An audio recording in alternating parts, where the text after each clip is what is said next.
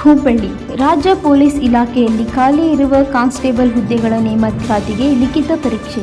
ಹುಬ್ಬಳ್ಳಿಯಲ್ಲಿ 24 ಕೇಂದ್ರಗಳಲ್ಲಿ ಪರೀಕ್ಷೆ. ಧಾರವಾಡ ಮಹಾನಗರದ 31 ಪರೀಕ್ಷಾ ಕೇಂದ್ರಗಳಲ್ಲಿ ಸೇರಿ ಅವಳಿ ನಗರದಲ್ಲಿ 19,500 ಅಭ್ಯರ್ಥಿಗಳು ಪರೀಕ್ಷೆ ಹಾಜರು.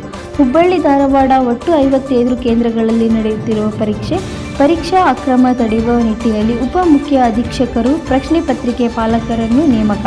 ವಿಶೇಷ ಜಾಗೃತ ದಳದ ಜತೆಗೆ ವೆಬ್ ಕಾಸ್ಟಿಂಗ್ ವೀಕ್ಷಣಾ ತಂಡವನ್ನು ರಚಿಸಲಾಗಿದೆ.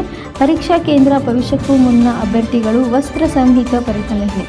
ಸ್ವಯಂ ಸೇವಕರು, ನೋಡಲ್ ಅಧಿಕಾರಿಗಳು, ಪ್ರೆಸ್ಸಿಂಗ್ ಸಿಬ್ಬಂದಿ, ಕೊಠಡಿ ಮೇಲ್ವಿಚಾರಕರು ಹಾಗೂ ಹೆಚ್ಚುವರಿ ಕೊಠಡಿ ಮೇಲ್ವಿಚಾರಕರು ಪರೀಕ್ಷಾ ಕೇಂದ್ರಗಳ ಮೇಲೆ ನಿಗಾ. ಪರೀಕ್ಷಾ ಕೇಂದ್ರದತ್ತ ಸುತ್ತ 200 ಮೀಟರ್ ವ್ಯಾಪ್ತಿಯನ್ನು ನಿಷೇಧಿತ ಪ್ರವೇಶಿಸಿದೆಂದು ಘೋಷಿಸಲಾಗಿದೆ.